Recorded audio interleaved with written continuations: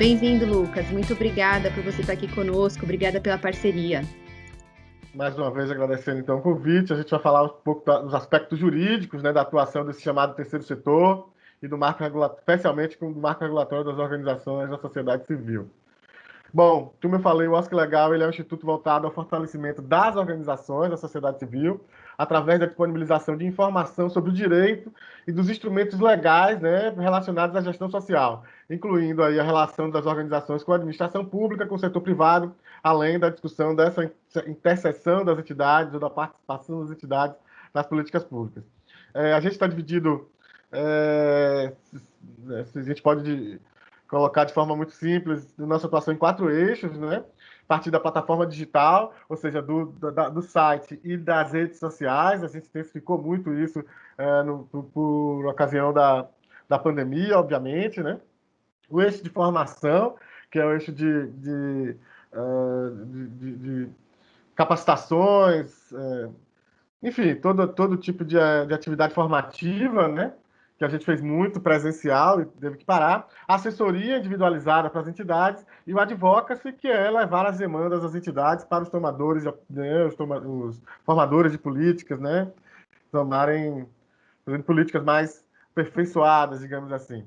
Bom, rapidamente, um pouco da nossa trajetória nos últimos anos, né, entre 2016 e 2019, a gente teve em 28 cidades de 21 estados do país, presencialmente, né? Foram mais de 1.600 pessoas, mais de 200 organizações, 78 atividades presenciais em diversas cidades. Então, em São Paulo, por exemplo, a gente fez umas 10, e teve em Rio de Janeiro, Belo Horizonte, enfim, Brasil quase inteiro. De 2020 para cá, a gente tem apostado, como eu disse, nas redes sociais. Então, a gente fez, até ontem, né, foi a última live que eu fiz, 33 lives e 5 debates, né, pelas redes sociais. A gente tem tido um retorno muito interessante de alcance dessas atividades.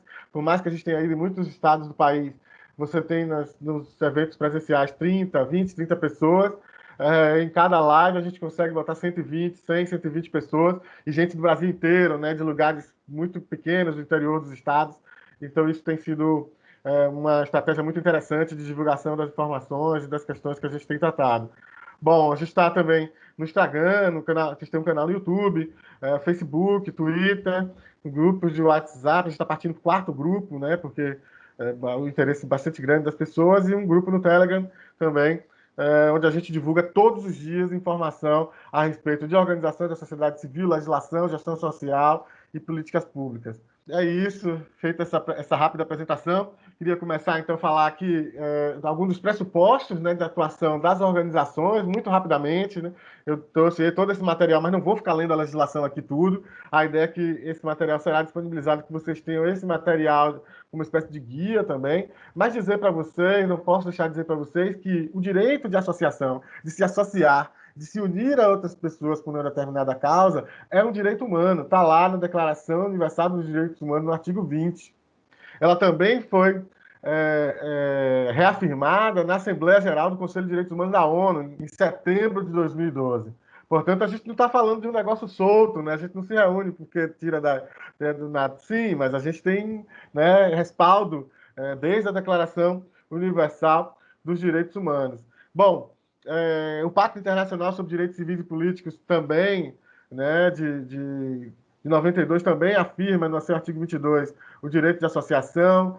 A Convenção Americana sobre Direitos Humanos, né, que foi incorporada no Brasil pelo Decreto 678 de 92, também fala da liberdade de associação e do direito de associação, seu artigo 16.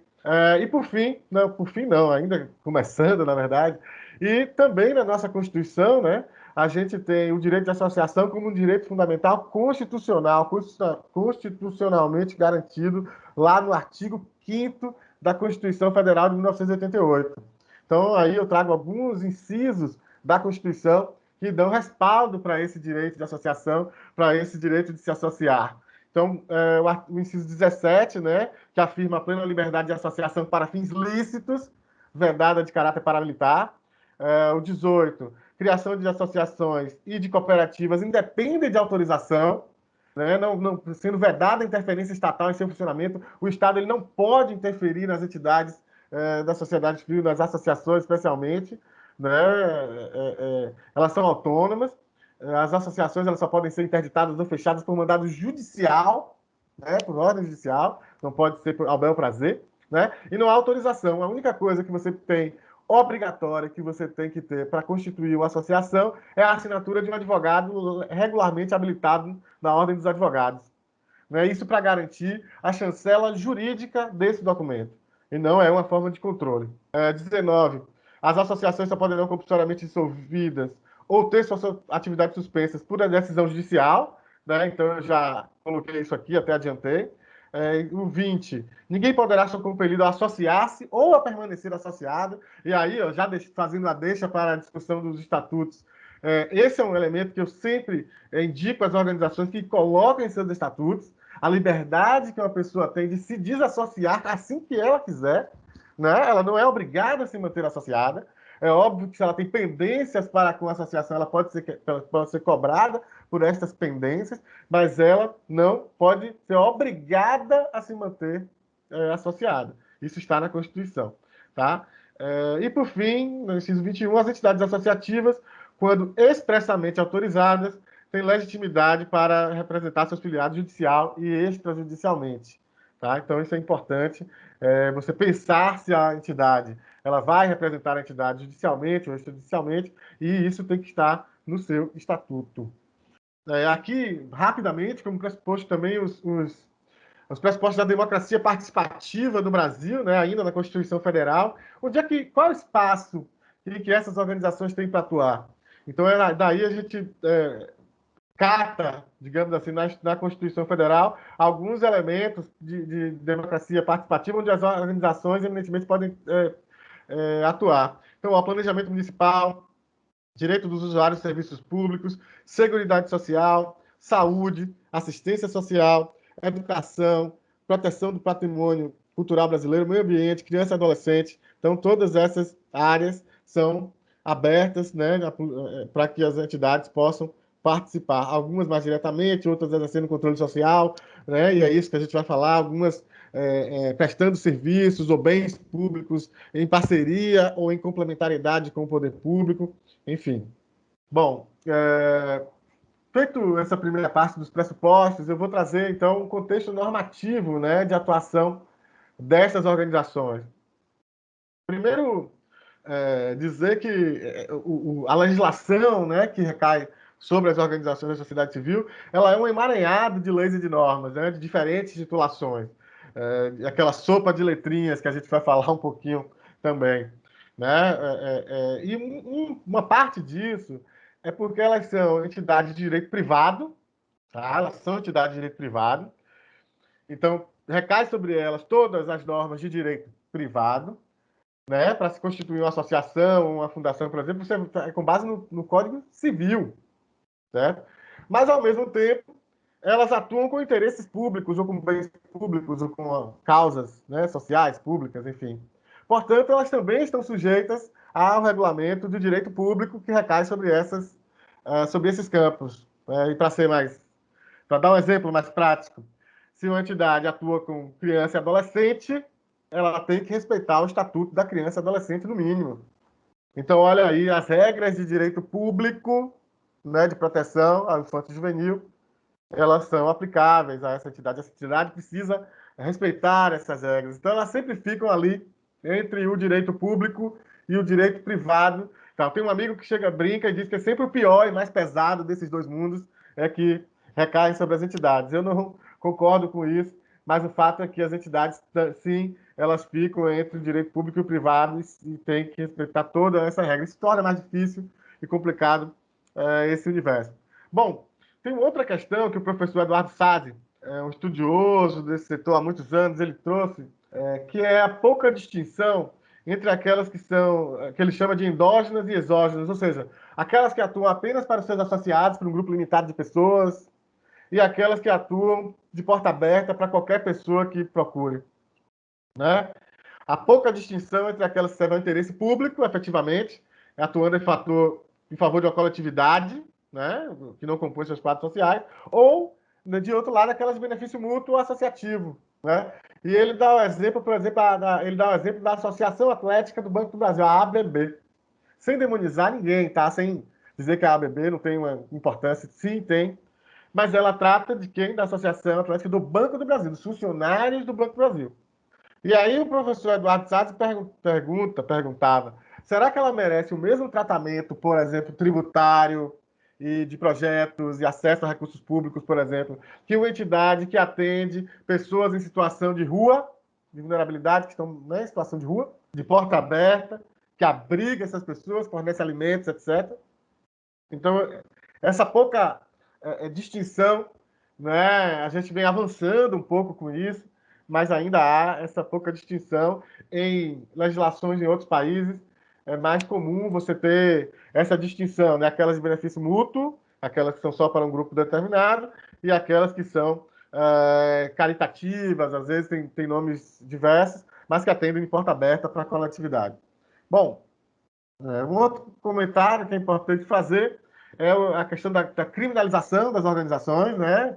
Há um tempo atrás se cunhou a alcunha de pilantropia, né? Nós tivemos 2 CPIs das ONGs no Brasil, e basicamente o que essas CPIs das ONGs, temos outra proposta agora de CPI, mais uma, disso, e o que essas CPIs, as 2 CPIs das ONGs, elas disseram a mesma coisa, né?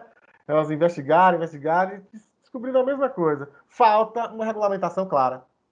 Quando você não tem uma regulamentação clara, e é esse bolo doido, como a gente chama aqui na Bahia, como eu falei, esse emaranhado, esse novelo de legislação, quando você não tem a legislação clara, quem quer trabalhar sério e que tem um coração grande, se embanana, né? se enrola nesse novelo e não consegue.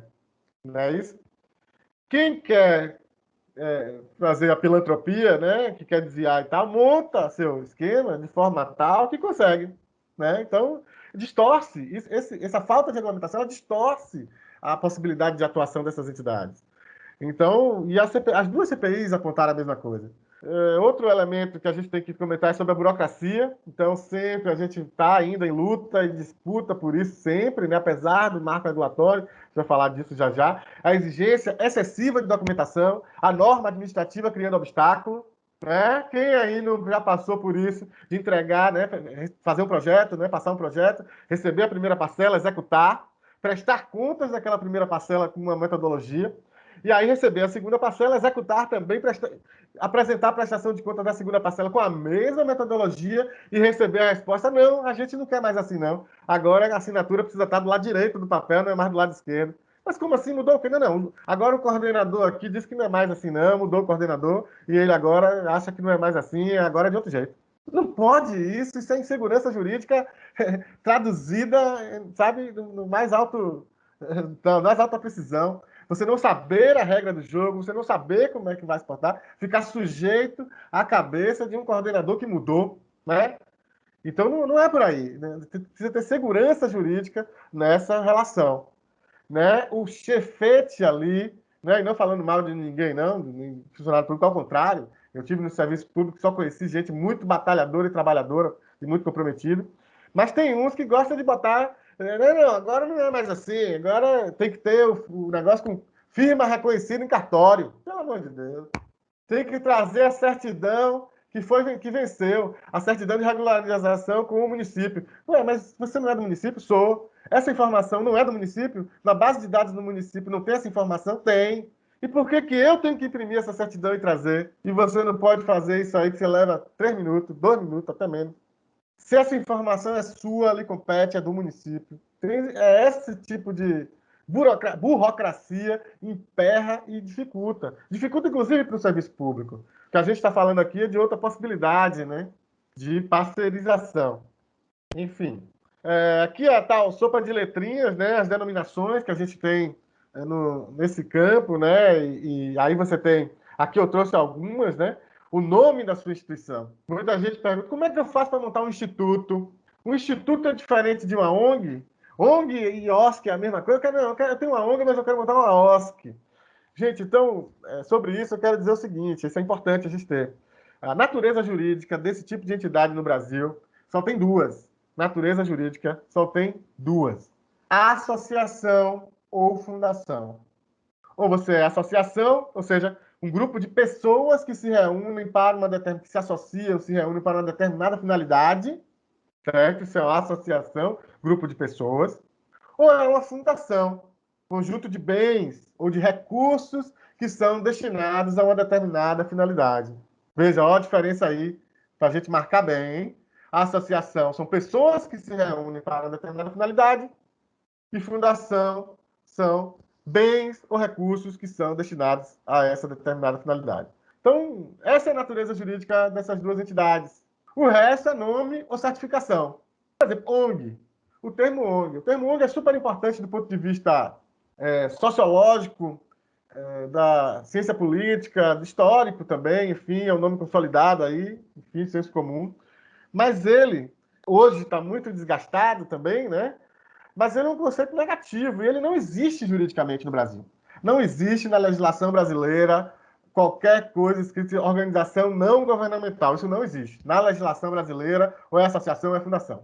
Né? Esse ONG, esse apelido que vem da história, enfim, ele era usado nos documentos da ONU, né, para mostrar que aquelas entidades que participavam ali não eram do governo. Então, isso foi importado aqui para o Brasil, convencionou usar esse nome, mas ele juridicamente não existe. E ele é um conceito negativo no sentido, não do mérito. Eu não concordo em quem tira o mérito das organizações. Eu estou dizendo no sentido de como ele se apresenta. Né? No sentido de que, se eu chegasse aqui, gente, e dissesse, olha só, eu chego aqui para falar para vocês, e eu digo, oi, gente, boa tarde, tal, meu nome não é Natália. Mas quem é você, cara pálida? Vocês são, todo mundo vai ficar perguntando, assim, tudo bom. A gente sabe que você não é Natália. Quem é você, então? O termo ONG é mais ou menos isso, né? Eu gosto do termo, não tenho nada contra, não. Beleza. Só que conceitualmente é isso. Ele diz, eu não sou governo. Oi, gente, eu não sou do governo, eu não sou governo. Tá, mas quem você é? Tem isso. Por isso que hoje você tem uma denominação que é mais apropriada, que é chamar de organização da sociedade civil. Você não é do governo, nem você é uma empresa. Você é organização da sociedade civil, que é, a gente vai falar sobre isso daqui a pouco, é justamente esse conjunto de entidades que têm finalidades não lucrativas e que atuam com causas e interesses públicos, enfim, nessa linha. Você tem outro termo que é o OCIP. Então, OCIP significa Organização da Sociedade Civil de Interesse Público. Tá? Deixa eu ver se eu tenho aqui, exatamente. A OCIP, ela foi criada na reforma administrativa do Estado brasileiro, né? Pela Lei 9.790 de 99, quase um trava-língua, tá? Então você tem as OCIPs, mas você, de novo, você é a associação e você se cadastra lá no Ministério da Justiça, manda lá uma série de documentos que estão na lei, cumpre aqueles requisitos e recebe a titulação de OCIP. Tá? É um título. Mesma coisa, OS, Organização Social. Você é associação ou fundação e você vai lá e se inscreve para receber essa titulação de OS. Tá? Você tem que cumprir ali alguns requisitos legais para receber a titulação de OS. Então, OS, OCIP, OSC, ONG, já destrinchamos aí algumas dessas letrinhas. E aí o nome da sua entidade. Ah, eu quero botar instituto, eu quero botar centro, eu quero botar... A lei diz o quê? A lei não diz nada. Você só não pode usar a fundação para em associação. Nem usar a sociedade, né? Enfim, empresa não é ONG. Então, um pouquíssima restrição que você tem. Mas, de resto, você pode botar seu nome na sua entidade como centro, instituto, grupo, coletivo, associação. Eu já coisa que era ministério, qualquer coisa, que era uma entidade ligada religiosa. Então, todos esses são válidos, são nomes, apenas nomes. Tá? As pessoas perguntam, e para formar um instituto, é associação ou fundação. Ponto. Uma outra dica que eu vou dar logo aqui, já antecipando aí as discussões do estatuto, falando sobre isso, é o seguinte, gente, é você colocar o nome da sua instituição, o nome de registro, né, o nome de batismo, vamos usar aqui uma terminologia, e colocar também o apelido, o nome fantasia, o nome social, o nome que ela é conhecida. Eu já tive uma situação que era a seguinte, você precisa comprovar que você tem experiência naquele determinado tema. A instituição se chamava Associação Recreativa do Bairro Tal. E era conhecida como Grupo Arco-Íris. Só que nos registros dele, estatuto, etc., não existia Grupo Arco-Íris. Ele não tinha colocado. Mas na matéria que saiu no jornal, nisso e naquilo outro, das atividades que eles faziam, era Grupo Arco-Íris. Tá bom. Eles foram levar a documentação numa determinada seleção e a comprovação da sua experiência. A pessoa que estava julgando, avaliando, olhou a documentação do grupo recreativo do bairro X e disse, tá, mas e o grupo Arco-Íris? Não, não é o mesmo. Tá, mas onde tá isso, esse registro? Não, não, mas é o mesmo. Tá, mas aqui está falando do grupo Arco-Íris. Aqui está falando da associação do bairro e tal. Então é preciso você colocar no estatuto dizendo Associação Recreativa do Bairro X, conhecida também como Grupo Arco-Íris, ou doravante denominada Grupo Arco-Íris para aqueles que gostam da linguagem jurídica mais, né, trazendo um pouco mais rebuscada. Enfim, eu sempre acho melhor o português claro, direto e simples, para não deixar dúvida. Associação Recreativa do Bairro X, vírgula, Grupo Arco-Íris, também conhecido como Grupo Arco-Íris. E segue. Bom, já falei rapidamente, a gente não vai discutir hoje lei dos OCIPs nem lei das organizações sociais, só quero dizer que a gente vai falar do marco regulatório e elas não se aplicam a essas entidades, né, porque tem legislação específica, então não rola. E queria trazer um elemento super importante, que é a inadequação dos convênios. Esse é um elemento super importante. O convênio, gente, ele é um instrumento jurídico, certo? Específico para transferências, para parcerias e transferências de recursos entre poder público com poder público. Veja bem, poder público de um lado, poder público do outro. E esse instrumento chamado convênio, ele vai trazer os elementos aí, ele vai normatizar estas parcerias, essa transferência de recursos. Beleza, beleza, essa é a natureza jurídica dele. Portanto, ele não se presta a financiar uma entidade privada, certo? Porque ele é essencialmente público com público. Não pode financiar atividade privada. Eis que ali, né, no final dos anos 70, com as eclesiais de base, né, da igreja, com a influência das eclesiais de base da igreja, com a efervescência do movimento social no Brasil, né, a própria questão da AIDS no começo dos anos 80, todo o movimento feminista, das mulheres, enfim, movimento negro, toda a luta dos movimentos sociais brasileiros, fizeram efervescer, né, os movimentos sociais. Aquela campanha sensacional, histórica do Betinho, da campanha contra a fome ali nos anos 80. Todo mundo aqui é novo, ninguém vai lembrar, mas quem, né, só em registro, quem viu no registro histórico aí. Essas entidades, a Rio 92, importante também, a questão ambiental, a Rio 92, as organizações tiveram uma importância muito grande ali naquele momento. E veja, essas entidades, então, elas passam a tomar uma importância na arena pública no Brasil muito, muito grande.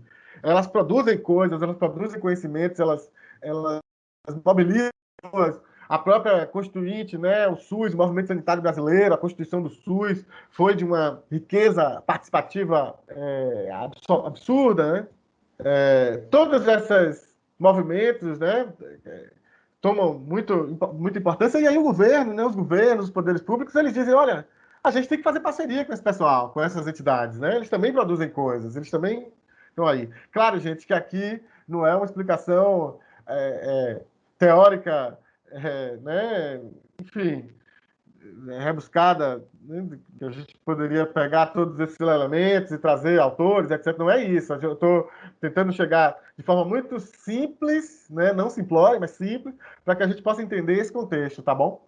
Então, eu estou pulando aí algumas coisas, estou simplificando um pouco dessa história para vocês. Para também não estar trazendo todos os elementos jurídicos e a gente passar a tarde toda discutindo filigranas técnico-jurídicas, que não é esse o caso, tá? Então, veja, a inadequação do convênio. Vamos fazer parceria com esse pessoal, com essas entidades que surgem aí, que estão fazendo coisas, estão acolhendo pessoas, as próprias entidades ligadas à igreja, as eclesiais, pastorais, né, da criança, a pastoral carcerária, a pastoral do povo de rua, enfim, vamos fazer. Ok. Qual instrumento que a gente vai utilizar? Não tem nenhum, não tinha nenhum. E agora? Vamos usar qual?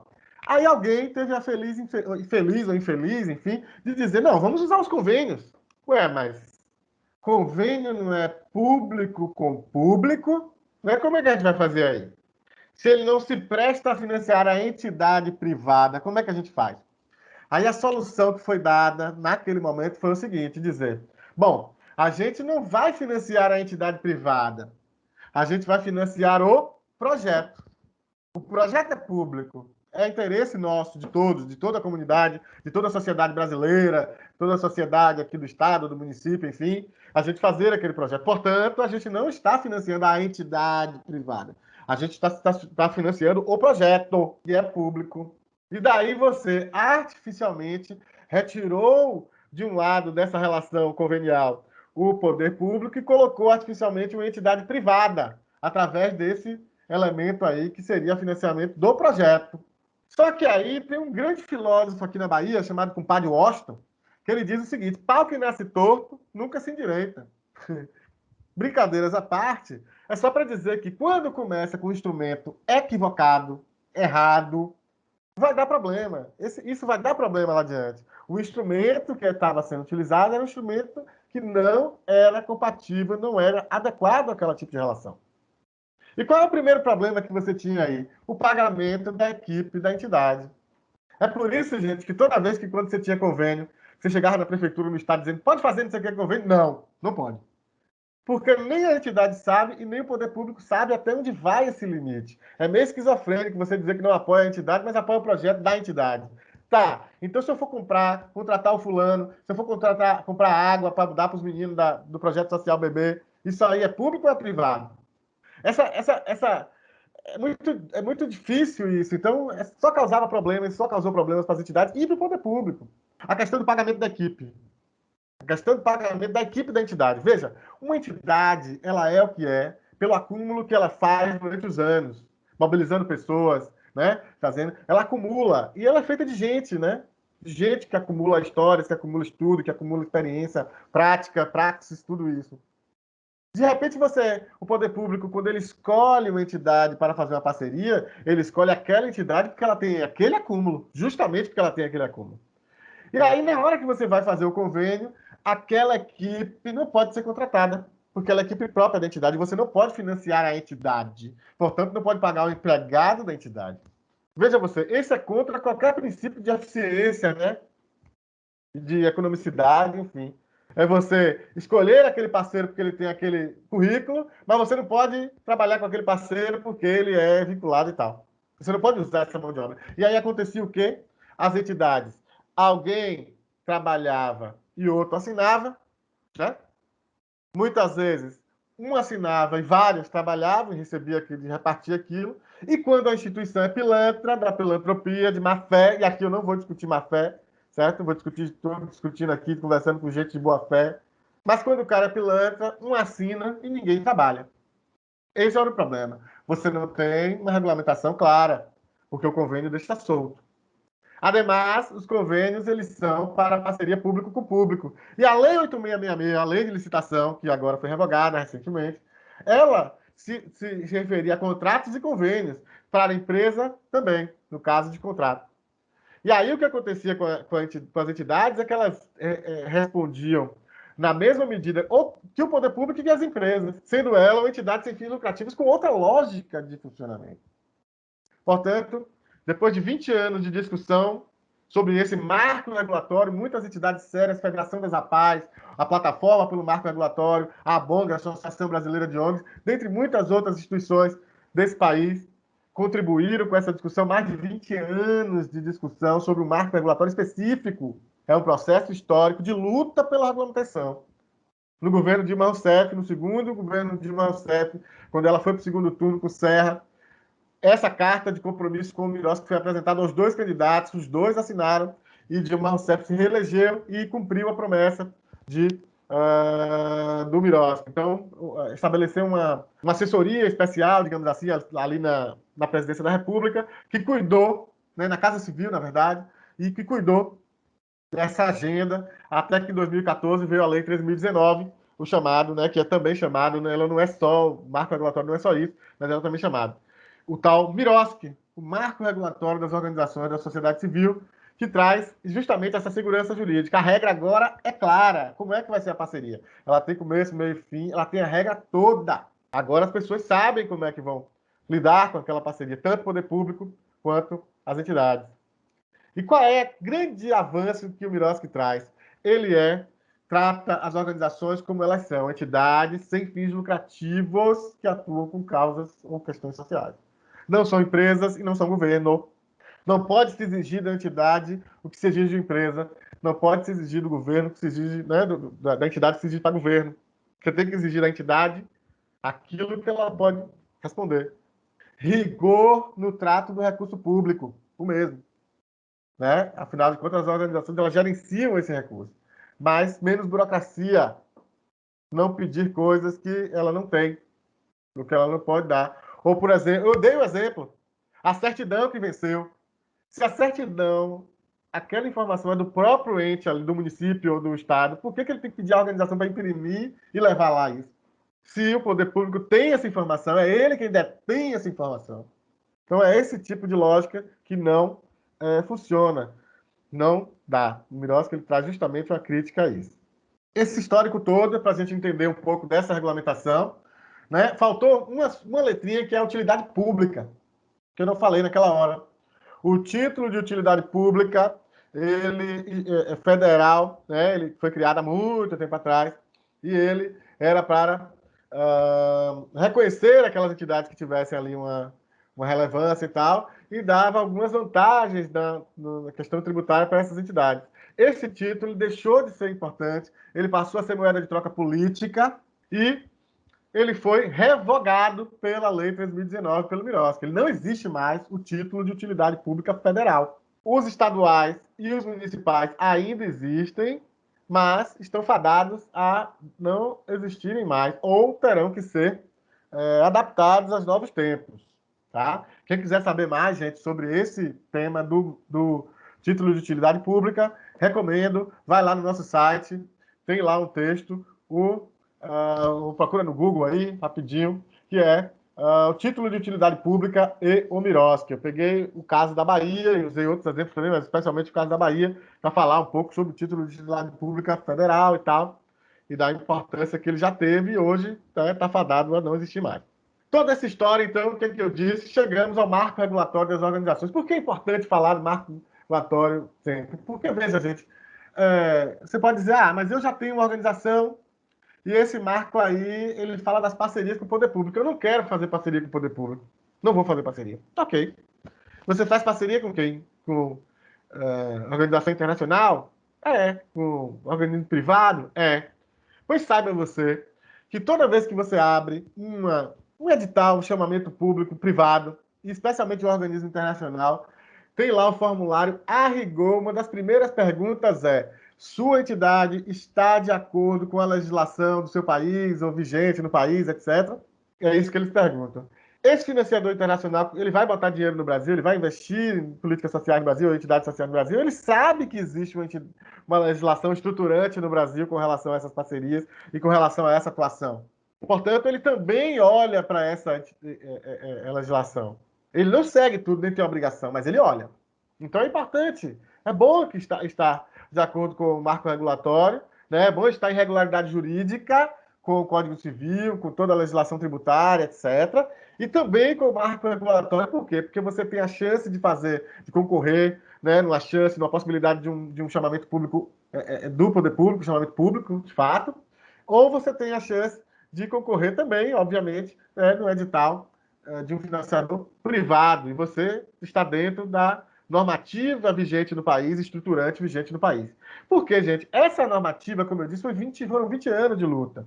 Ela incorpora, ela traz para o regime jurídico, ela traz para o ordenamento jurídico brasileiro os elementos que embasam, o que norteiam, né, os elementos que caracterizam a atuação das organizações da sociedade civil. A gente vai falar disso. O trabalho em rede, o pagamento da equipe, né? Regras mais claras com relação ao monitoramento e avaliação. Portanto, é importante que a entidade leve isso em consideração na sua atuação e os organismos internacionais têm levado também, além, né, claro, dos obrigatoriamente que tem que seguir, que são os poderes públicos nacionais.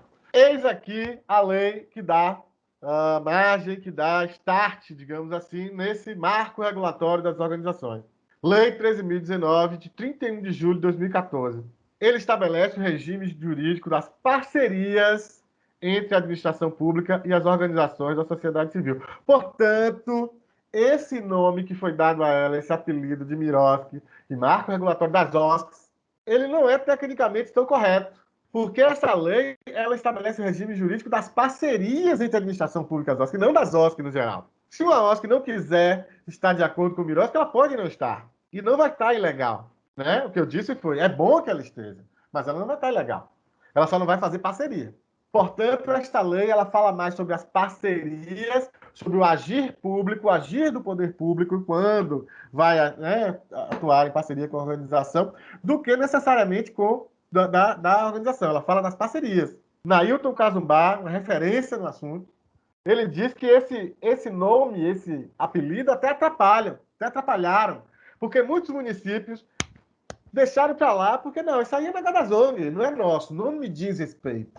Quando, na verdade, é ao contrário, diz respeito especialmente aos entes públicos. Então, ele estabelece um regime jurídico, as parcerias, né, das OSCs com as administrações, em regime de mútua cooperação. Outro elemento importante. Por quê, gente? Porque isso estabelece igualdade jurídica na relação. Não há subordinação.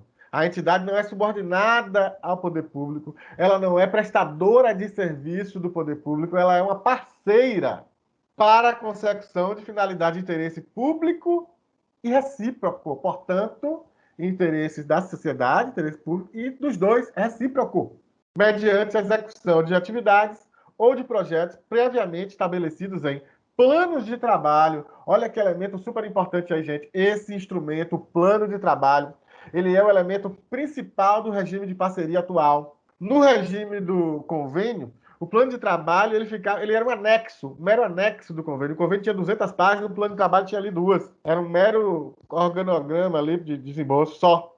Hoje não. O plano de trabalho ele é tão importante que ele veio na descrição da lei. Essa é a descrição da lei. O plano de trabalho ele já está eleito, ele foi eleito como elemento tão fundamental que ele vai na descrição da lei. Ele é o instrumento mais importante do regime de parceria. Esses planos de trabalho, eles estão inseridos em termos de colaboração, em termos de fomento e em acordos de cooperação. Esses aí são os 3 novos instrumentos que serão utilizados nas parcerias das entidades com o poder público, substituindo os antigos convênios, certo? Essa lei, então, ela define diretrizes para a política de fomento, de colaboração e de cooperação com organizações da sociedade civil. Bom, essa lei, ela diz o seguinte, a partir de agora, né, simploriamente aqui explicando, a partir de agora, qualquer parceria de governo, de órgão público com entidade da sociedade civil vai obedecer o MIROSC, vai obedecer o meu andamento aqui, o que eu determino, MIROSC. Só que ela não desce nos detalhamentos de cada ente público. Cada ente público tem suas rotinas, as competências, os prazos, né? Por exemplo, a lei ela diz que quando o poder público for fazer uma parceria com a entidade, ela tem que fornecer um manual de procedimentos. Quem vai elaborar esse manual aí na sua prefeitura? Não sei. A lei geral também não diz. Mas a lei específica ela vai trazer. Ela vai dizer se é a Procuradoria-Geral do município, ela vai dizer se é uma secretaria específica, se é a própria gabinete do prefeito, enfim, os prazos também. Você tem 5 dias para recorrer de tal decisão, 10 dias para recorrer do outro. Então, esses detalhes são feitos na regulamentação. Cada ente público tem que regulamentar. Em âmbito federal, a regulamentação é o decreto 8726 de abril de 2016. Por que ele é importante? Porque se você for fazer uma parceria com o governo federal, com a União, você vai obedecer a Lei 3.019 e o decreto 8726 de 27 de abril de 2016. Ele é importante também por quê? Porque todos os decretos estaduais e municipais, obviamente, são inspirados no federal. As pessoas estudam o regulamento federal e fazem e elaboram ali o seu regulamento específico. Nos estados brasileiros, nós temos 18 estados e mais de Distrito Federal com regulamento, são esses aí em azul, tá? Os que estão mais clarinhos não têm regulamento específico. Esse mapa está lá no site do GIF, tá bom? GIF e FGV. No estado de São Paulo, a gente tem a regulamentação estadual. O decreto é o decreto 61.981 de 2016. Portanto, se você for fazer uma parceria da sua entidade com o governo do estado de São Paulo, você vai ter que olhar a Lei 3.019 e o regulamento específico do decreto 61.981. Quanto aos municípios, esse é o levantamento que nós, do Nosso Legal Instituto, estamos fazendo. Hoje, a gente levantou dos 5.570 municípios no país. A gente levantou 526 municípios com o regulamento do Miroski, tá? No estado de São Paulo são 73, que a gente levantou até agora. Então vejam aí a lista desses 526, tá? Por estado, só o número por estado. Essa é a lista dos 73 municípios do estado de São Paulo, né? Começa com Aguaí, Agatuba, enfim, não vou ler todos, tá? Mas tem a lista, depois vocês vão poder ver essa lista e conferir se no seu município tem ou não tem. Caso no seu município tenha regulamento e ele não esteja nessa lista, você pode me mandar, por favor, nos mande, que a gente vai colocar no nosso site para pesquisa. Nosso site, acho que Tiano está aí, Tiano trabalha comigo. Então, mandem para a gente que Tiano vai estar ajeitando o site. Hoje a gente está com 200 e poucos decretos lá ainda, mas daqui para a semana que vem, até o final desse mês, até o final desse mês, não, estamos no começo do mês, mas mais um pouquinho aí, mais alguns dias, a gente vai estar com todos esses 526 municípios lá. Alguns deles, inclusive, tem mais de um decreto, porque você tem um decreto, depois modifica e tal, modifica ali um artigo ou outro, então nós vamos colocar todos, além dos decretos estaduais e alguns regulamentos federais também. São quase 600 peças de legislação no nosso site.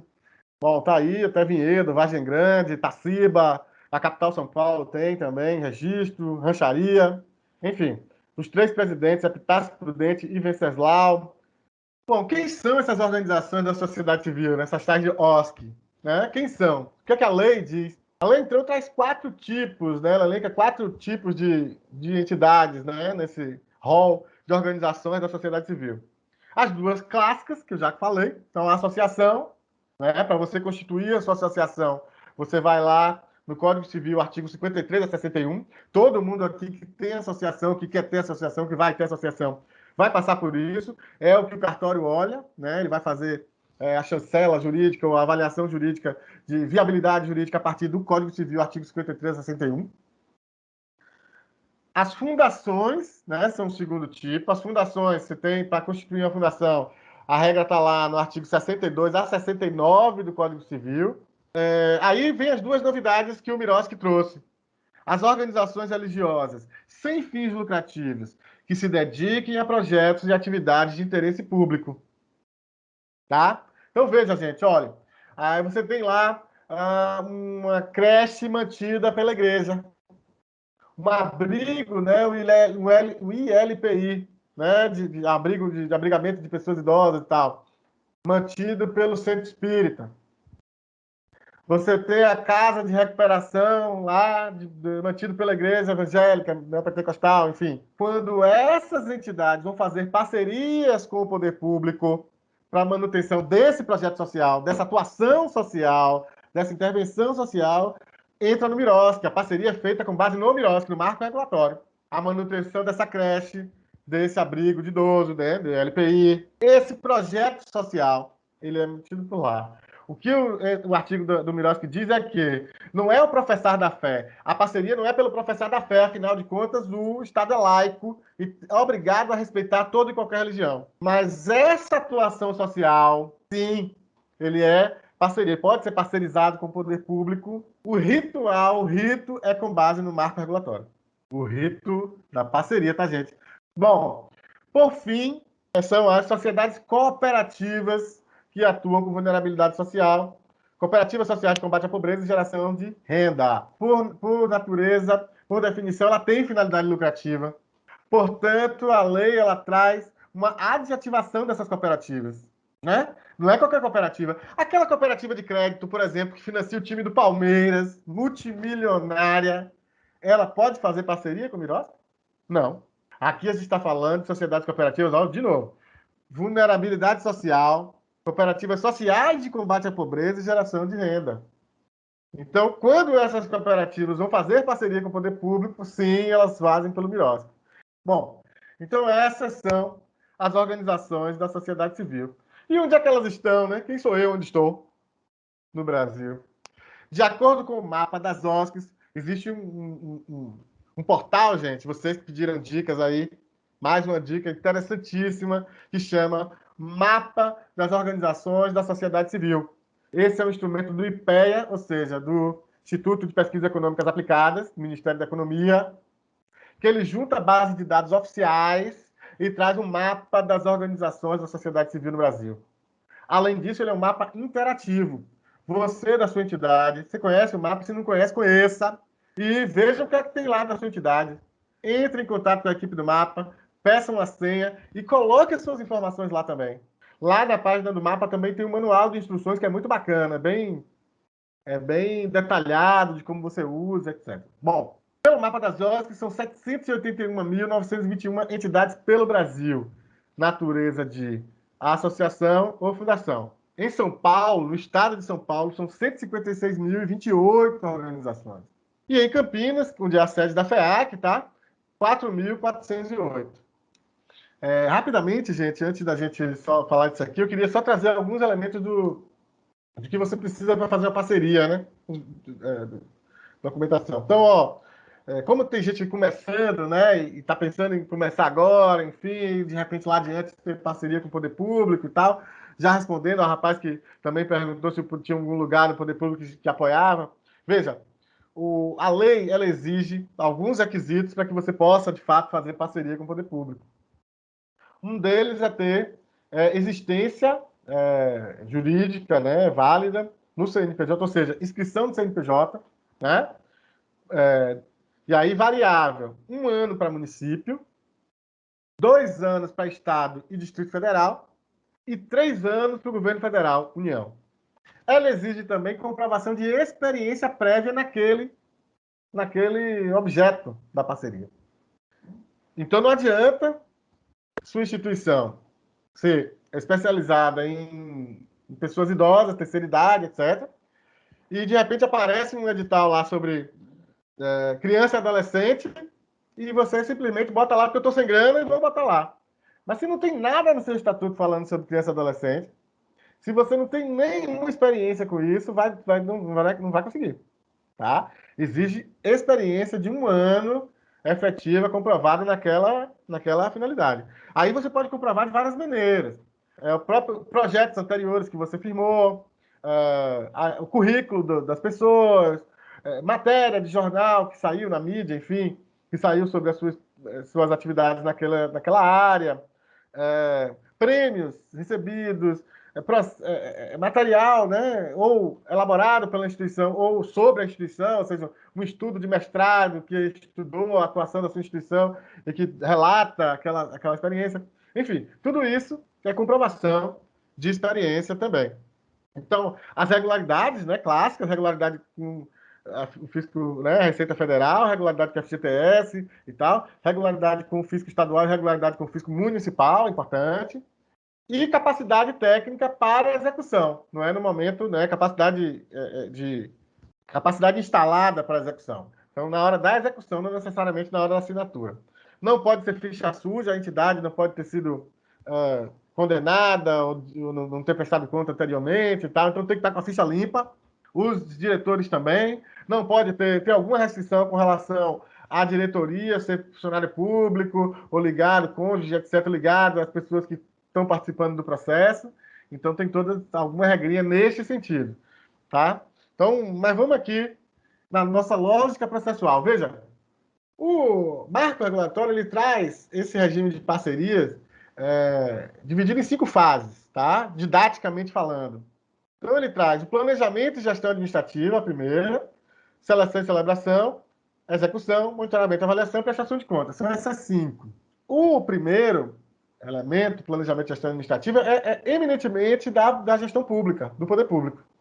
Porque é quando o poder público se planeja para fazer aquela determinada atividade, para prover aquele determinado bem público ou aquele serviço público, em parceria com a entidade da sociedade civil. Portanto, ele toma, né, a decisão política de fazer em parceria, ele vai ter que ter o recurso, ele vai ter que ir lá no PPA, na LDO, na lei orçamentária, dizer onde está o recurso para aquela parceria. E o poder público, quando ele se planeja, ele tem que indicar onde está esse recurso dentro do orçamento.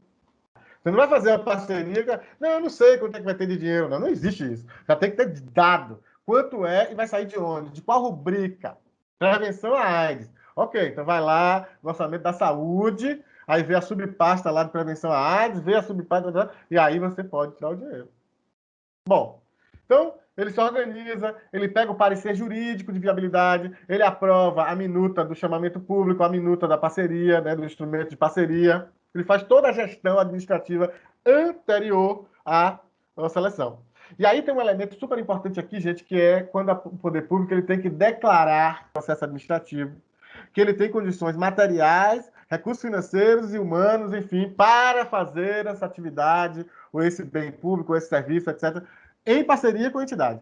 E por que é importante isso aqui? Porque se você, em algum momento aqui da parceria, desses passo a passo aí, você de repente faz um pedido de remanejamento ou algum pedido ao poder público, ele não pode ficar 100 dias, 50, ou apresenta uma prestação de contas intermediária ali, ele não pode ficar 150 dias com a sua prestação de contas parada e alegar que não tem pessoal para fazer a avaliação.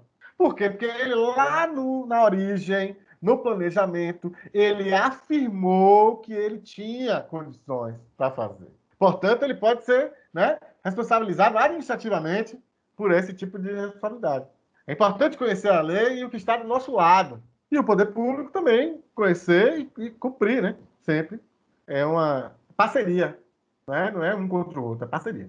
Uma vez tomado todas as medidas aí da primeira fase, iremos à segunda, seleção e celebração. É quando o poder público vai a público selecionar aquela entidade ou aquelas entidades que melhor respondem às demandas sociais de sua responsabilidade.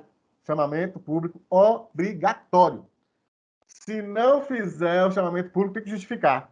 Existem os casos de dispensa e de inexigibilidade. Por exemplo, vou dar um exemplo rápido aqui, só para a gente ir. A calamidade pública é um exemplo que embasa a não realização de um chamamento público. Por quê? Porque se você levar aqueles meses todos fazendo chamamento público, a calamidade, né, já ficou mais calamitosa ainda. Então você tem que responder já. Isso não é, gente, não pode ser nenhum tipo de pretexto para desvio, tá? Não é. A gente está falando aqui só de retirar um elemento administrativo para dar facilidade e agilidade. Mas o gestor público responde do mesmo jeito. Da mesma forma, vamos lá. Digamos que a cidade pequenininha ali, uma cidade pequenininha, tem 5 mil habitantes e tem uma APAE lá. E a APAE faz o teste do pezinho. A prefeitura quer implementar novos, sei lá, uma nova técnica em uma máquina, etc., em parceria, para fazer teste do pezinho mais avançado e dar diagnósticos mais elaborados. Ela vai fazer um chamamento público, se só a APAE naquela cidade tem competência para fazer isso? Não, não precisa. Ela automaticamente vai fazer essa parceria com a APAE, justificando, certo? Porque naquela cidade só a APAE apresenta isso. Por que ele justifica e tem que publicar? Porque se eventualmente você tem que ficar atento, porque se eventualmente você vê que a prefeitura dispensou um chamamento público para fazer uma parceria com a entidade, alegando que só ela tem capacidade daquilo na cidade, você pode embargar isso junto ao Ministério Público, junto aos conselhos, à Justiça. Se a sua entidade também tem competência, houve né? Alguém fraudou aí qualquer coisa. Então é importante. Seleção pública, chamamento público. Depois que você apresenta o projeto, né, aí tem a comissão de seleção, né, que cuida de toda a parte de seleção, critérios objetivos, o edital é regra, ele não pode simplesmente o poder público inventar documento depois para lhe pedir, os documentos têm que estar ali já no edital, e são os que estão na lei. Então, o edital é regra, o que está no edital precisa ser cumprido por todas as partes. A comissão de seleção, ela, com base nos critérios objetivos que estão no edital, ela seleciona aquelas entidades, tem a lista, tem a possibilidade de recorrer, e a mesma comissão de seleção é quem julga. Então, uma vez selecionada, vamos celebrar a parceria. Aí entra o nosso amigo plano de trabalho. Agora, a entidade ela é chamada para negociar o plano de trabalho, apresentar o plano de trabalho com o poder público. Então, o poder público é negociado entre as partes. E o plano de trabalho é a base disso aqui tudo. A lei, ela dá a regra geral, né? A lei, a normativa, mas o critério específico é o plano de trabalho que vai dar. O que é que eu vou executar? Está no plano de trabalho. O que é que o poder público vai monitorar? Está no plano de trabalho. O que é que vai estar envolvido na prestação de contas? Está no plano de trabalho. É exatamente o que está no plano de trabalho que vai guiar todo o norte do projeto. Portanto, como, quem, metodologia, qual público, quanto de recurso, tudo isso tem que estar no plano de trabalho. É o desafio que nós estamos tendo com o Miroski. Nós somos muito ruins de planejamento. E não estou falando nós, sociedade civil, o brasileiro, o Brasil, né? Ruim de planejar. O Brasil é bom de se adaptar facilmente, né? Mas de planejar, ele não é tão bom. Então, você está tendo sérios problemas aí. Por outro lado, também o poder público precisa ter sensibilidade, né? Não pode transferir para a organização uma lógica ou o peso burocrático que é dele. Ele não pode passar para a instituição. Ele tem que fazer aquilo que está na lei. Então, tem aí algumas ainda. A poder público não pode atropelar também a instituição. Por exemplo, você pode fazer ajuste no plano de trabalho. A instituição, por exemplo, manda um plano de trabalho. E aí o poder público diz, não, a gente não vai aceitar aqui, vamos precisar fazer um ajuste e tal. Tudo bem, desde que você não desnature. Você não pode desnaturar o objeto. De repente você apresentou um projeto para falar de violência contra a mulher e o poder público, não, a gente não está mais interessado em violência contra a mulher, não. A gente quer aqui violência contra, sei lá, homens. Não, não pode. Então, esse tipo de alteração, não. Agora, ajuste, sim. Então, apareceu o plano de trabalho, negociou, fechou, assinou o termo de parceria. Aí passa para a próxima fase. É a fase da execução. A fase de execução, gente, para vocês terem ideia, é a fase que tem menos artigos na lei. E por que isso? Porque a lei é omissa? Não, ao contrário. Porque a execução, você não tem como regular a execução de cada projeto do mundo inteiro pela lei. Quem vai regular é justamente o plano de trabalho. A execução é com base no plano de trabalho. A execução, a lei deixa a entidade livre para fazer aquilo que ela faz de melhor, aquilo que ela propôs que faria da melhor forma possível. Então, a execução ela remete muito ao plano de trabalho. Ela traz alguns elementos, obviamente. Por exemplo, despesas elas só vão ser feitas eletronicamente, tem que identificar a conta do beneficiário, nota fiscal. Você tem a conta para executar esse projeto, é uma conta específica, e se ela for em banco público, ela tem isenção de taxas. Bom, execução.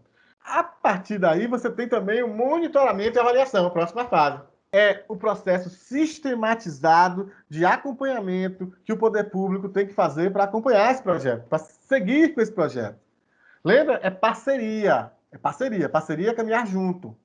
Portanto, o poder público tem que conhecer o projeto, caminhar junto. Gestor da parceria, que vai funcionar como um elo entre o projeto e o poder público, né? E a institucionalidade. E você tem uma comissão de monitoramento e avaliação, que é responsável por aprovar ou reprovar os relatórios que são enviados pelo gestor da parceria. Bom, e por fim, prestação de contas. Prestação de contas no Miroski, foco no resultado. Foco agora é no resultado. Não é na nota fiscal, não é no recibo, é no resultado. Não é só a execução financeira, é no resultado. Ou seja, você cumpriu as metas, os objetivos que você se comprometeu no plano de trabalho ou não cumpriu? É isso que o poder público tem que acompanhar. E tem uma questão que é muito importante, gente. O regime do Miroski, da forma como vocês estão vendo na tela de vocês, ele retira o peso da burocracia da última fase ali da prestação de contas e ele distribui nas demais. Quando o poder público está planejando lá e tal, ele tem que já saber como é que ele vai se planejar. Ele já tem que, por exemplo, nomear o gestor e nomear, ou pelo menos designar o gestor e a comissão de monitoramento e avaliação. Então, isso aí já é começar a fazer um controle, né? A fazer o acompanhamento do projeto. Na fase de seleção e celebração, a negociação do plano de trabalho é uma prestação de contas também. Porque é ali onde você ajusta a prestação, o que vai ter na prestação de contas. Então, ali é um marco importante. O monitoramento e avaliação é eminentemente prestação de contas, você está acompanhando. Outra coisa do monitoramento e avaliação que é importante dizer, ele é preventivo. Portanto, se há algum problema no projeto, se há algum desacerto, se há alguma dúvida na entidade para a execução do projeto, ela tem que se remeter imediatamente ao gestor da parceria. E o gestor da parceria tem que imediatamente procurar resolver, junto com a entidade. Não adianta deixar o pepino ficar maior, a bola de neve, e chegar na hora da prestação de contas, reprovar e pedir para devolver o dinheiro. Cadê você que não identificou este problema lá naquele momento? E a sua responsabilidade nesse monitoramento. Portanto, né, também o poder público, se ele foi negligente, omisso nesse caminhar, nesse monitoramento, né, nesse acompanhamento sistematizado da parceria, ele não pode cobrar, jogar tudo no colo da entidade lá na prestação de contas. Se tem uma boa execução, um bom monitoramento e avaliação, não tem zero problema de prestação de contas, zero. Tudo é resolvido no caminhar. Tem aí uma discussão, gente, grande, com relação à prestação de contas para a gente fechar, que é o seguinte: a Lei 13.019 ela diz o seguinte, que você só apresenta o relatório de execução do objeto. E que se não cumprirem uma meta, ou deixar de cumprir alguma meta ou objetivo, ou se tiver indícios de irregularidade, de desvio, aí sim é que o poder público poderá pedir a prestação de contas financeira. Tem advogados do nosso campo que diz que tem que radicalizar mesmo, só entregar o relatório do objeto, e acabou, porque é isso que está na lei. Por outro lado, você tem, por exemplo, o decreto da Bahia, daqui do estado da Bahia. Ele diz que tem que apresentar prestação de contas financeira e de objeto. Não tem esse negócio daqui, não. De apresentar só o objeto e depois, se for o caso, apresentar a financeira. Não, aqui apresenta tudo. Eu tenho uma posição meio termo, porque a lei fala que tem que ter algum nexo na execução financeira. Primeiro que a lei diz que tem que ter um sistema eletrônico. Sistema digitalizado, eletrônico, enfim, se você executa, você pagou uma conta, comprou alguma coisa, etc., com o dinheiro do projeto, você sobe a nota. Sobe o comprovante de depósito e sobe a nota. Ou seja, o acompanhamento é para e passo. Se o fiscal, o Ministério Público, o Conselho ou qualquer cidadão quiser ver como é que está a execução, ele entra lá no sistema e vê. Está lá, para qualquer um ver. Então não precisa mandar aquele calhamaço de papel, porque já está tudo lá. Primeira coisa que devia ter e não tem. E a segunda coisa, você precisa dar algum tipo de informação para o técnico do poder público poder dizer realmente se aquilo foi feito. Quando você recebe recurso público e executa e sobra algum dinheiro, digamos que você recebeu 10 mil reais de um projeto, executou tudo lindo, mas sobrou 10 reais. Sobrou 10 reais na conta. Você tem que devolver. Esse recurso continua sendo recurso público. Aí imagina, eu mando lá para o poder público que eu fiz o convênio, o que eu fiz da parceria, eu mando um relatório do objeto e um recibo de 10 reais de devolução. Imagina que eu tô lá, vou avaliar aquilo, eu vou ficar com aquele recibo na mão dizendo, ué, mas saiu de onde isso aqui? De onde foi que sobrou esse 10 reais? Eu não vou ter segurança de dar um parecer de finalização, porque eu tenho uma informação ali solta. Agora, eu não preciso mandar a prestação de contas inteira. Eu mando um relatório sucinto. Pedi X para recursos humanos, gastei tanto. Pedi X para isso e aquilo, gastei de equipamento, gastei tanto. Pedi tanto para transporte, gastei tanto e tal. E dessa rubrica aqui sobrou 10 reais. Está aqui o recibo. Aí pronto, está aí a prestação de contas aprovada. Esse é o regime do Mirosca aqui, de forma simples, rápida, para a gente fechar. Eu vou fazer um voo panorâmico aqui, muito rápido, um quadro geral das principais mudanças que o Mirosca traz. Primeiro, que ele é de abrangência nacional, né? Ele vale para administração direta e indireta. União, Estados, Distrito Federal e municípios. Tem uma pergunta que sempre aparece, não apareceu, mas eu já vou adiantar. Dizer, Lucas, então tá, no meu município não tem regulamento. Então não aplica o Mirosca? Aplica, com base na lei federal. E na estadual, enfim, com base, vai ter que, por analogia. Se tivesse um regulamento específico, aplicaria o regulamento específico. Ponto. Os instrumentos jurídicos próprios, então, substituem os convênios, tá? Termo de fomento, termo de colaboração e acordo de cooperação. Falaremos deles já já. Tem novas diretrizes e princípios, então, gestão pública democrática, participação social, fortalecimento da sociedade civil, dentre outros. Atuação em rede, então, agregação de projetos, valorização das redes, né? Não sobreposição de projetos, então isso é importante. Por que isso é importante? Porque no movimento social, nas entidades e tal, a atuação em rede é do cerne dessa atuação.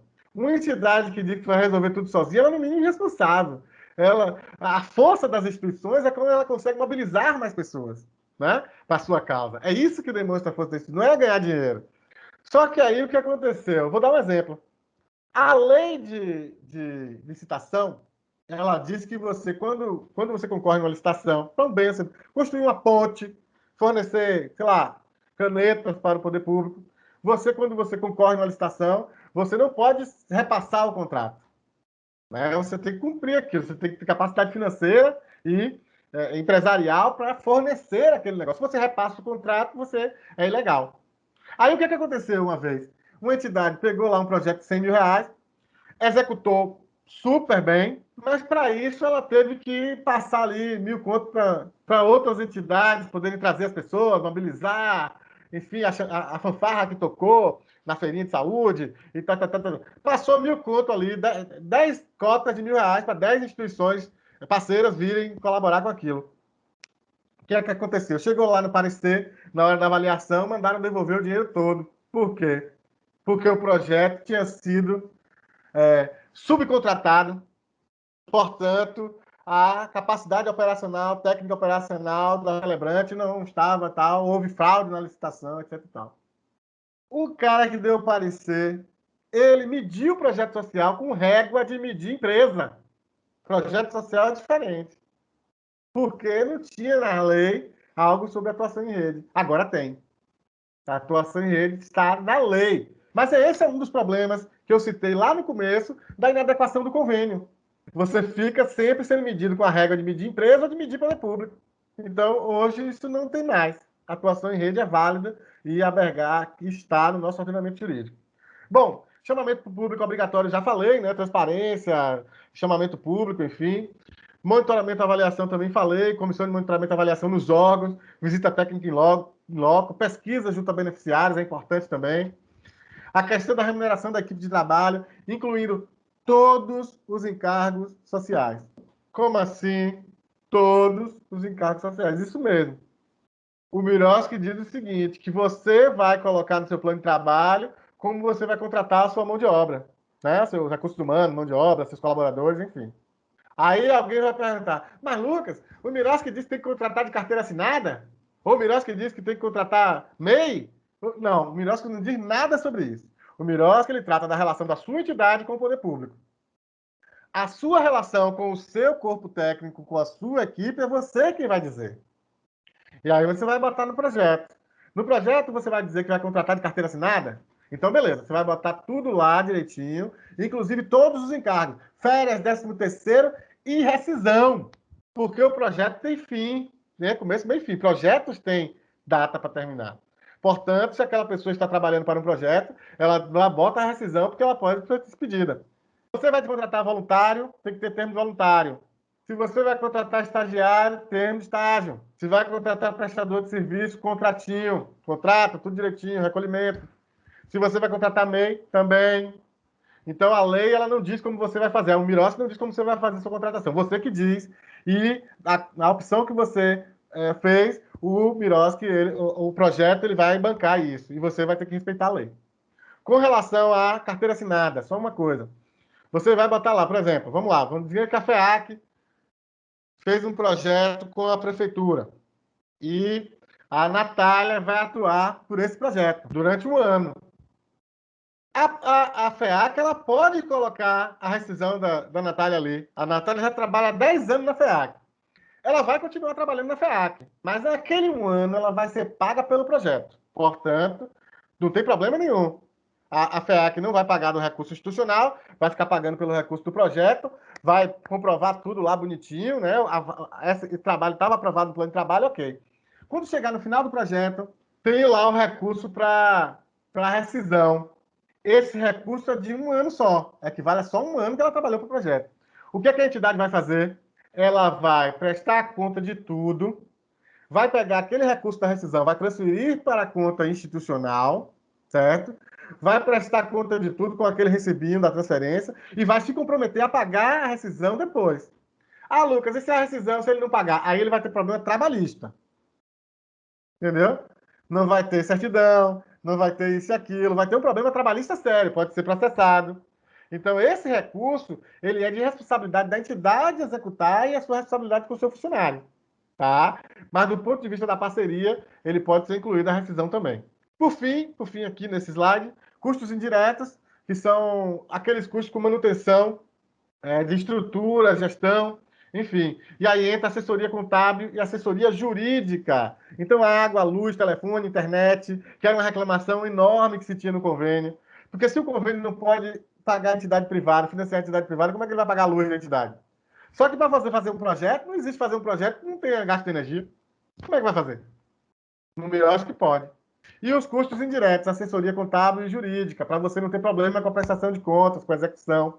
Você pode, sim, colocar ali uma verba para assessoria contábil e jurídica. Contrapartida facultativa em bens e serviços, não pode pedir contrapartida financeira. Isso era pedido antigamente, isso era no regime de empresa, você lida isso com empresa, não com ONG, com entidade, tá? Prestação de conta simplificada, é importante a prestação de conta simplificada, certo? Aqui na Bahia, R$ 250 mil, O governo federal era 600 mil, mas essa discussão fica aí. Então, a entidade que tem projeto até 600 mil, prestação de conta simplificada. Acima de 600 mil, uma prestação um pouco mais contundente. A questão dos papéis dos conselhos também é importante no Miros, que tem um texto que eu publiquei no site da ABONG, da Associação Brasileira de ONGs, sobre o papel dos conselhos, nos conselhos de políticas públicas no Mirosk. E um último elemento para a gente dar uma paradinha, que é um elemento que aparece novo no regime do Mirosk e que é super importante. O procedimento de manifestação de interesse social, o chamado PMIS. Vou dar um exemplo prático para depois a gente vir aqui. Estou passando pelo centro da cidade e aí eu vejo uma turma de jovens, adolescentes ali usando droga, crack, em situação de rua. E eu, um cidadão zeloso, querendo tomar alguma providência com relação àquilo, eu resolvo solicitar ao prefeito, ou secretário de saúde, ou secretário de educação, ou secretário... Enfim, se for uma demanda muito específica, você pode mandar só para o secretário da pasta. Né? Não é uma denúncia anônima, é um procedimento, você se identifica com CPF, endereço, tudo direitinho. Depois você relata o problema, a questão social que você está vendo ali. E, por fim, você pede que o prefeito ou a prefeita ele se digne em verificar a possibilidade, a pertinência de abrir um chamamento público para que entidades que tenham expertise nessa área possam atuar naquela demanda. Então, pode ser pelas ONGs, pode ser OSCs, pode ser pelos movimentos sociais, qualquer pessoa, cidadão, pode fazer, não tem problema. Aí, veja, a prefeitura é obrigada a abrir o chamamento público? Não é. Mas ela é obrigada a lhe responder. Por que ela não vai abrir? Esse é um documento super, super importante, que é um documento político que você tem de fazer pressão.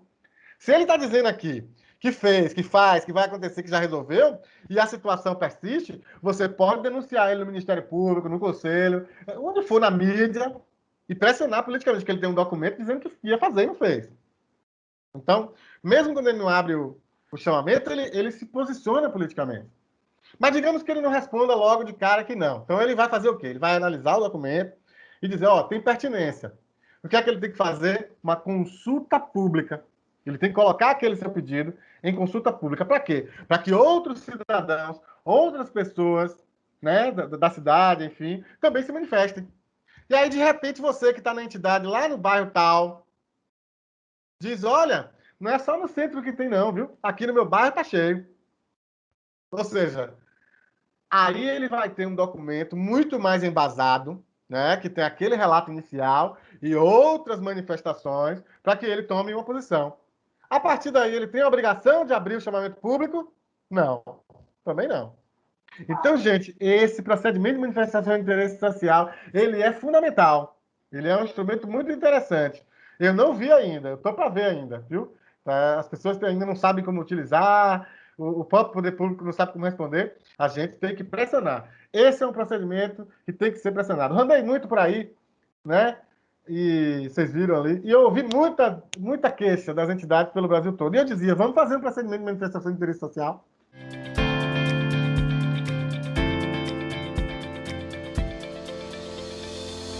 Olha aqui uma pergunta interessante para Tereza Azevedo.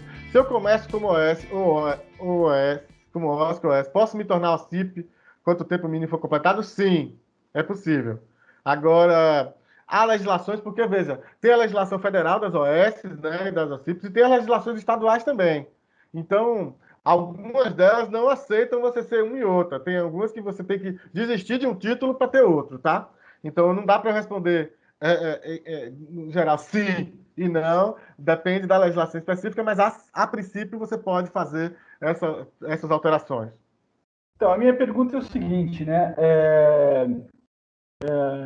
Eu abrimos uma instituição, né? Uma associação, e os 2 anos sempre é complicado, né?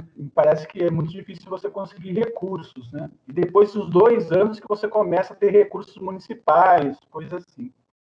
Bom, eu senti na pele o quanto é difícil abrir uma instituição e dependendo de ajuda dos colaboradores, como você acabou de falar agora.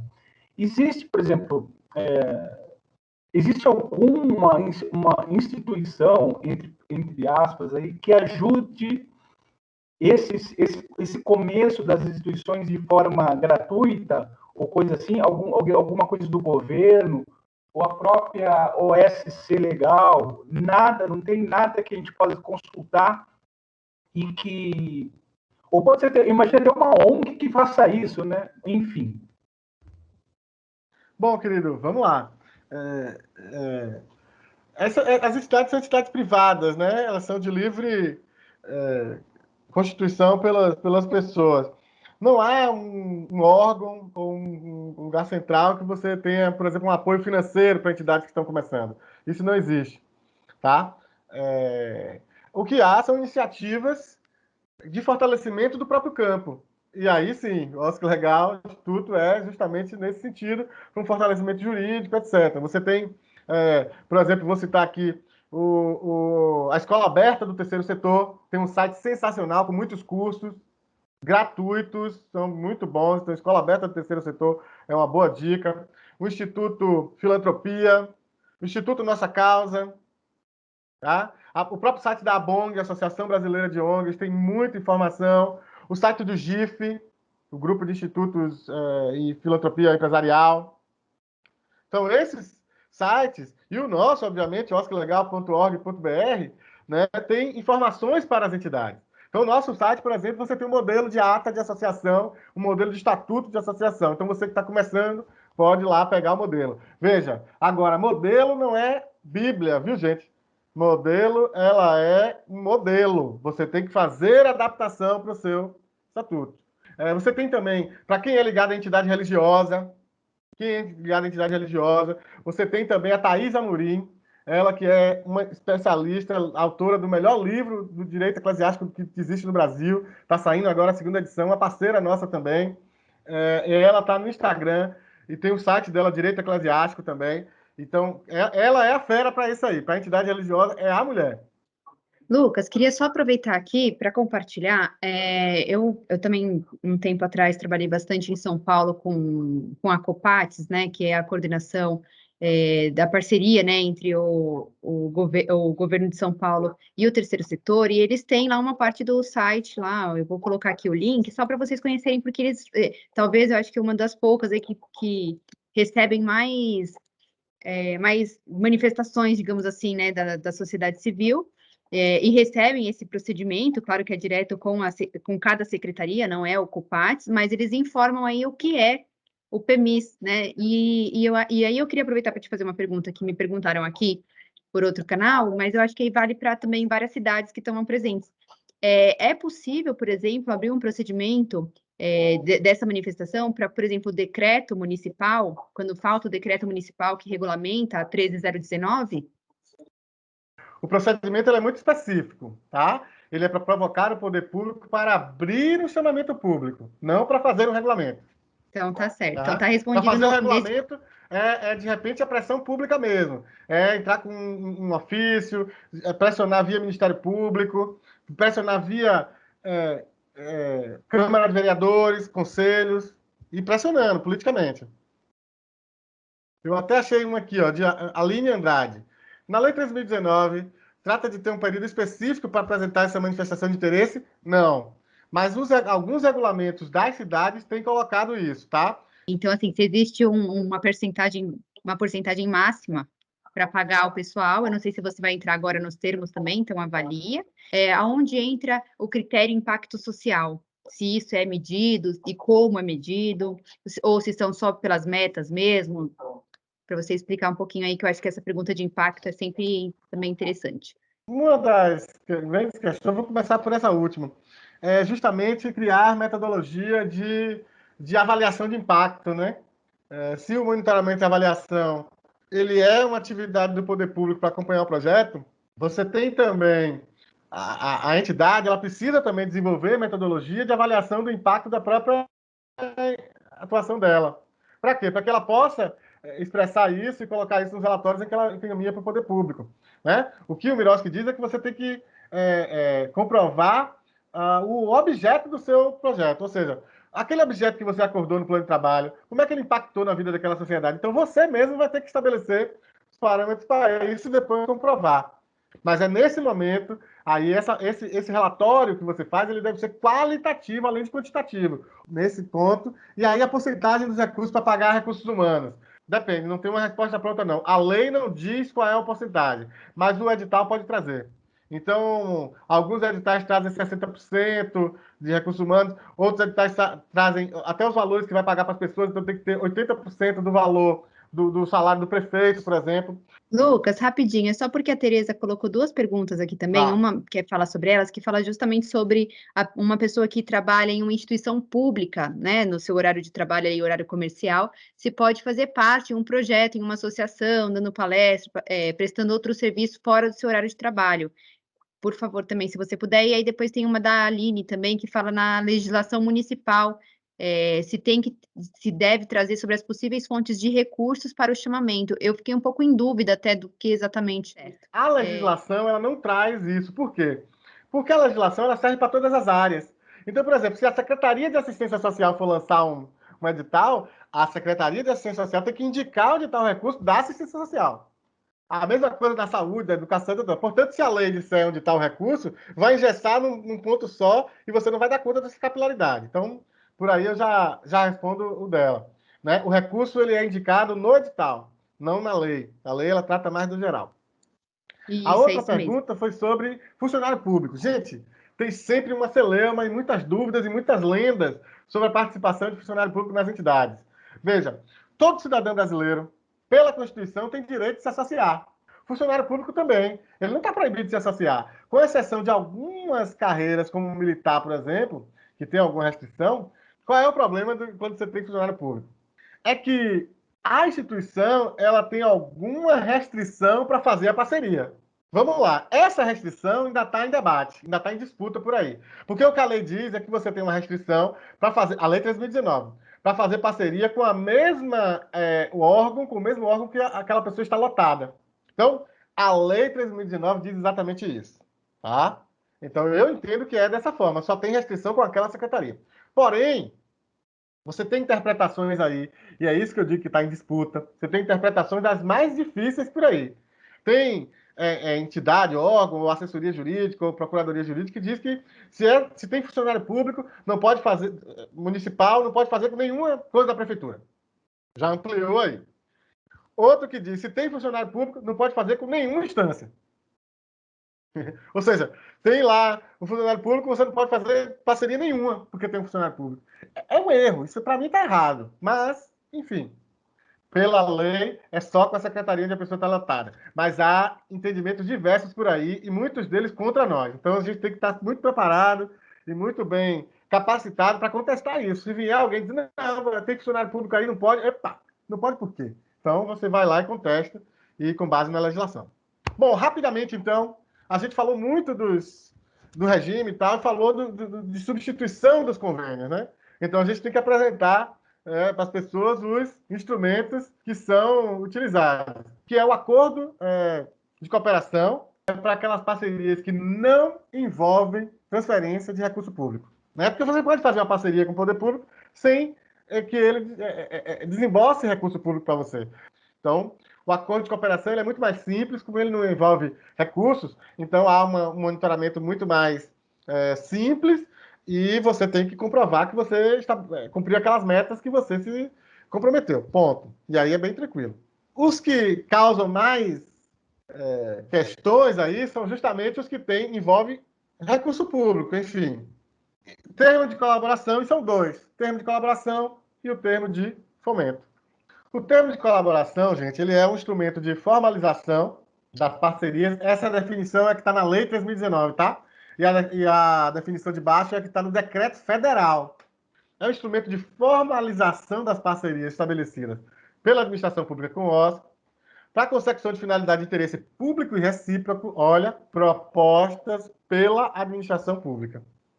Pelo Decreto Federal, diz o seguinte, será adotado para a consecução de planos de trabalho, olha o plano de trabalho aí, cuja concepção seja da administração pública federal. Né? Lembra que aqui a gente está tratando de parcerias com o governo federal, porque é o decreto federal. Com o objetivo de executar projetos ou atividades parametrizadas pela administração pública federal. Portanto, a proposta sai da administração pública. E essa é a diferença entre o termo de colaboração e o termo de fomento. Veja o termo de fomento. É um instrumento de formalização de parceria estabelecido pela administração pública com o OSC, consecução de finalidade de interesse público e recíproco, propostas pelas organizações. A proposta sai da organização. Olha o que diz o decreto.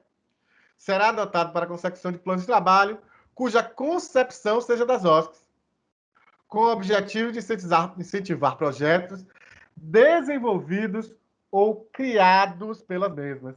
Então, a primeira diferença aí, né? Uma sai da administração pública, outro sai da entidade. Então, ó, se o poder público ele tem uma política pública que ele já desenvolve, a entidade ela vem para colaborar com esta política. Aí é um termo de colaboração. Por isso ela é parametrizada pela administração. Então, abrigamento de pessoas em situação de rua. Tem na lei do SUAS. O SUAS traz, né, os parâmetros para isso. Então, você já tem um parâmetro. A administração pública traz esse parâmetro já. Você tem um parâmetro aí. Tá? Já no termo de fomento, a proposta vem da OSC. A entidade está desenvolvendo um projeto bacana, um projeto interessante. O poder público ele vem para fomentar algo que a entidade está fazendo. O plano de trabalho, pela lei, ele é um instrumento de planejamento, execução, prestação de contas, monitoramento e avaliação, priorizando o controle de resultados. Veja que aqui está cada uma daquelas fases que eu coloquei lá didaticamente, ali as 5 fases da coisa. O plano de trabalho é o instrumento base para tudo. O que é que deve conter o plano de trabalho? Descrição da realidade que será objeto da parceria, devendo ser demonstrado o nexo entre essa realidade e as atividades ou projetos e metas a serem atingidas. Nexo, essa é a palavra principal. É preciso ter nexo entre o que você está descrevendo e aquilo que você está propondo para realizar. Segundo ponto, descrição de metas a serem atingidas e de atividades ou projetos a serem executados. Quais são as metas? Digamos que aqui seja um projetinho aqui que a gente fez de parceria aqui com a FEAC. Claro que guardadas as devidas proporções, que não é o poder público. Mas a gente disse o quê? Nós vamos dar 3 aulas, vamos atingir X pessoas, o conteúdo vai ser tal. Né? Vamos elaborar uma publicação. Olha as metas aí. 2A. Previsão de receitas e despesas a serem realizadas na execução das atividades ou dos projetos. Quanto é o projeto? É o orçamento do projeto. Quanto você vai gastar nesse projeto? Próximo, forma de execução das atividades ou dos projetos e de cumprimento das metas. Lembra do nosso projetinho aqui? O que é que eu disse ali nas metas? 3 aulas, uma publicação, tantas pessoas, sei lá. Tá, como é que você vai executar isso? Vamos fazer as aulas online pelo Teams. A metodologia vai ser uma apresentação dialogada com as pessoas, permeada pela participação do público. Então, esse é a forma ou de cumprimento. E aí, esse último tem a ver com a pergunta que foi feita, e já fiz algumas considerações nesse sentido, que o último é a definição dos parâmetros a serem utilizados para a aferição dos cumprimentos das metas ou dos objetivos. Qual o parâmetro? Quais são os parâmetros que você pode botar lá? Né, a comprovação, né, para aferição. A lista de presença, né, obviamente. O registro fotográfico, audiovisual, se for presencial, enfim. Se for aqui pela internet, você tem como registrar aqui a presença pelo próprio programa. Lista de presença, relatório e foto e registro audiovisual. Relatório. Tá aí, você consegue. Isso é parâmetro, né? É como você consegue mostrar que foi até aqui foi de um jeito, até aqui foi outro, tá? E isso também tem a ver com o nosso processo avaliativo interno, né? De como a gente consegue monitorar esses impactos. Esse último ponto, ele tem exigido das organizações uma capacidade de planejamento, uma capacidade técnica mais elevada um pouco, né? Para que você tenha consistência nos parâmetros, nas questões que você está colocando no projeto. E ele está exigindo das prefeituras, dos poderes públicos, enfim, uma sensibilidade para você não fazer aquele padrão, não. Aqui só aceita foto e lista de presença. Tá, então não vai acontecer o projeto. Bom, acho que a gente para por aqui. Tá aí, tem os meus contatos, tá, gente? Nosso site, nossa, que legal. Muito material por lá, recomendo. Os e-mails também, se quiserem entrar em contato. Esse número primeiro aí é o meu WhatsApp. Enfim, e fiquem à vontade.